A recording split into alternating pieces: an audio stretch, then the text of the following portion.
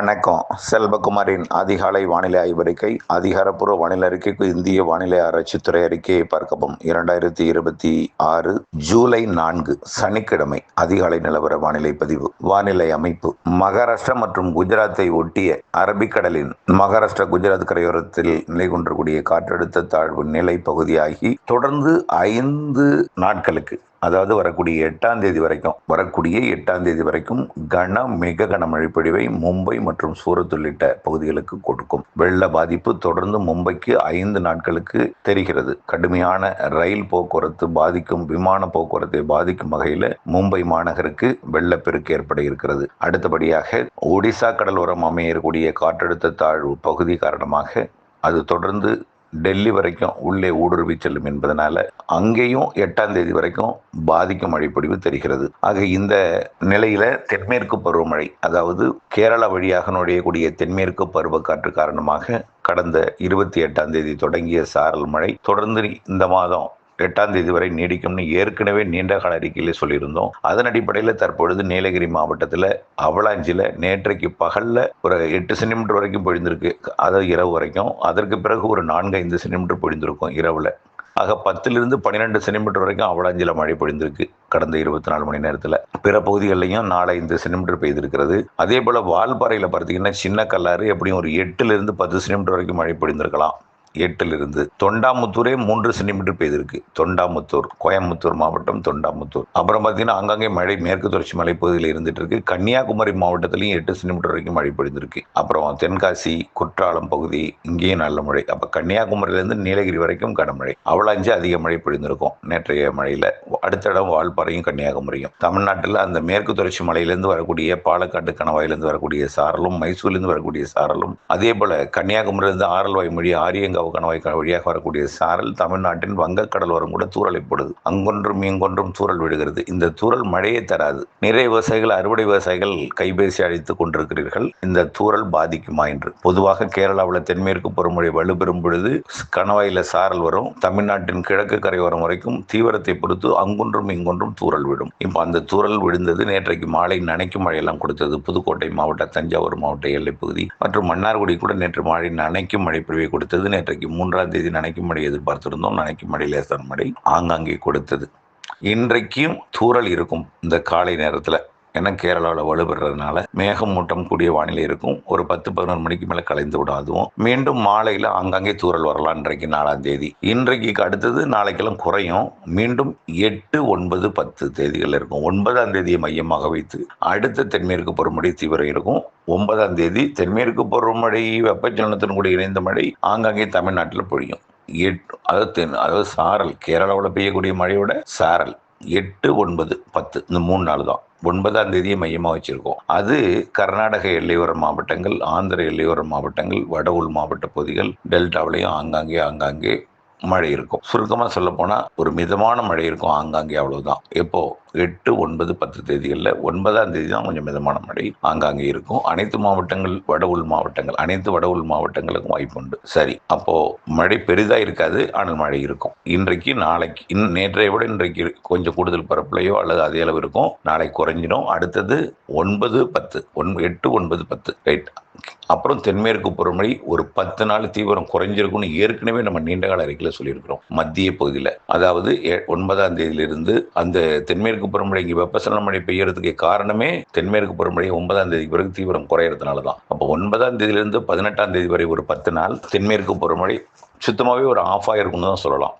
காரணம் என்னன்னா, பசிபிக் பெருங்கடல்ல தாய்வானை நோக்கி, சீன பகுதியை நோக்கி ஒரு சூப்பர் புயல், சுமார் 250க்கு மேல் 300 கிலோமீட்டர் வேகம் எடுக்கக்கூடிய ஒரு சூப்பர் புயல் சீனாவை ஹாங்காங் மற்றும் ஜப்பான் தைவான் மற்றும் ஜப்பான் இடைப்பட்ட பகுதி வழியாக சீனாவை தாக்கி இருக்கிறது. வரக்கூடிய 3வது வாரம், சரியா சொல்ல போனா 10ஆம் தேதியிலிருந்து 18ஆம் தேதிக்குள்ள அந்த நாள்ல சீனாவை தாக்க போகுது. அந்த 18க்கு பிறகு, அது கலைந்த பிறகு தென்மேற்கு பருவமழை மீண்டும் கேரளாவில் தீவிரமடையும். ஆனால் சீனாவை அந்த புயல் தாக்கி கொண்டிருந்தாலும் வட இந்தியாவில் மழை தொடர்ந்து கொண்டிருக்கும். காரணம் என்னன்னா, அதே நேரத்தில் ஒடிசாவில் ஒரு காற்று சுழற்சி உருவாகி வட இந்திய பகுதியை நோக்கி, வட இந்தியாவோட பாகிஸ்தான் எல்லையோர பகுதியை நோக்கி முன்னேறும் என்பதனால அந்த மழை தொடர்ந்து கொண்டுதான் இருக்கும் வட இந்தியாவில். கேரளா வழியாக நுழையக்கூடிய காற்று கேரளா வழியாக வராமல் வங்கக்கடல் வழியாக ஒடிசாவிற்கும், பெரும்பாலான காற்று சுமத்ரா வழியாக தென்சீன கடல் மற்றும் தாய்லாந்து வளைகுடா வழியாக அது பசிபிக் பெருங்கலோட தாய்வான் பகுதியை நோக்கி பயணிக்கும். இதனால அந்த ஒரு 10 நாள் இடைவெளி கிடைக்கும். இதுல இன்னொன்று என்னன்னா, இதுவரைக்கும் ஆசிய பகுதியில் வெப்பம் அதிகமா இருக்கிற காரணத்தினால தானே இப்போ சீனாவை புயல் தாக்குது. அப்ப எல்னினோவா? இல்லை, இன்ன வரைக்கும் அது லானினோவா தான் இருக்கு. எல்னினோ உருவாக போகிறதுன்னு சொல்றாங்க. எல்னினோ உருவாகனா ஆசிய பக்கம் வெப்பம் குறைஞ்சிருக்கணும், புயல்களே உருவாகக்கூடாது. புயல்கள் உருவாகிட்டு இருக்கு. இப்போ பசிபிக் பெருங்கடல், அமெரிக்க பக்கம், ஆசிய பக்கம், மத்திய பசிபிக் பெருங்கடல் எல்லாம் ஒரே வெப்பம் தான் இருக்கு. ஆகையின் காரணமாகத்தான் இந்த நிகழ்வு. அதனாலதான் இந்த 18ஆம் தேதி அது செயலிழந்த பிறகு மழை தொடங்கும். இன்னொரு புயலும் தொடர்ச்சியாக வருவதற்கு வாய்ப்பு இருக்கு. அப்படி ஆனால் 20ஆம் தேதி தான் தொடங்கும். 2 நாள் தாமதம் ஏற்படும் எங்க பசிபிக் பெருங்கடல்ல. ஆனால் அது தீவிரம் குறைவாக இருக்கும். சூப்பர் புயலா இருக்காது, ஒரு புயலா இருக்கும். அதுக்கப்புறம் தென்மேற்கு பருவமழை கேரளாவில் மீண்டும் தீவிரமடையும். அது அடுத்தடுத்த 2 புயல்கள் சீனா மற்றும் தைவான் மற்றும் அதனை ஒட்டி உள்ள பிலிப்பைன்ஸுக்கு வடக்கே சீனா மற்றும் தைவானை தாக்கும் என்பதனால வரக்கூடிய ஜூலை 2வது 3வது வாரத்தில் தாக்கம் என்பதனால காற்று திசை மாறி இருக்கும். அதனால மழை கொஞ்சம் முற்றிலுமா ஆஃப் ஆயிருக்கும். அதனால நீங்க தயவுசெய்து இந்த எல்னினோன்னு சொன்னாங்களே, அவங்க சொன்னது அப்படியே உண்மையாயிட்டு மழையே காணும், அப்ப பெய்யாது இந்த வருஷம் அப்படிங்கிற மனதை நீங்க போட்டு குழப்பாதீங்க. விவசாயிகளுக்காக திரும்ப திரும்ப சொல்றோம், மனவேதனை படாதீங்க, பொறுத்திருந்து பாருங்கள், எல்லாம் உண்மை புரிய வரும். வடகிழக்கு மாநிலங்கள்ல வெள்ளம், நேற்றைக்கு உத்தரப்பிரதேசத்துல வெள்ளம், சாலைகள்லாம் வெள்ளம். மும்பையை பாருங்க, ஒரு வாரத்துக்கு மும்பை என்ன நிலைமையாக ஆக போகுதுன்னு பாருங்க. மும்பை, சூரத் உள்ளிட்ட நகரங்கள்லாம், மகாராஷ்டிரா, குஜராத் பகுதி, அதே போல வட மாநிலங்கள்லாம். அதற்கு பிறகு ஒரு 10 நாள் தொய்வடைந்தது போல் இருந்தாலும் தென் மாநிலங்கள் 18 தேதிக்கு மேல, அடுத்த சிஸ்டம் உருவான 20 தேதிக்கு மேல கண்டிப்பா வலுவா இருக்கும்.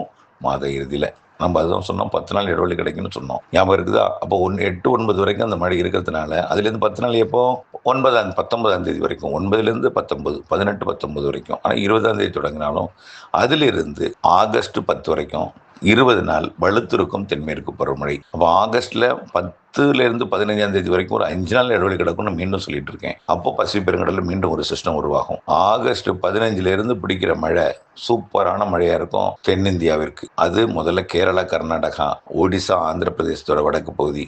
செப்டம்பர் பிறந்துவிட்டால் ஆந்திர பிரதேசத்துக்கும் தெலுங்கானாவிற்கும் தெற்கு ஒடிசாவிற்குமான மழை. அது மகாராஷ்டிரா, கோவாவுக்கெல்லாம் போய் நல்ல மழை பொழிவை கொடுக்கும். அக்டோபர் தமிழ்நாடை ஒட்டி ஆந்திர பிரதேசம், தெற்கு கர்நாடகா, தெற்கு ஆந்திர பிரதேசம், தெலுங்கானா இங்க அதிகமா இருக்கும். கேரளாவிற்கே அதிக மழைங்கிறதே நம்மளுக்கு ஜூலை இறுதியிலிருந்து தொடங்கி ஆகஸ்ட்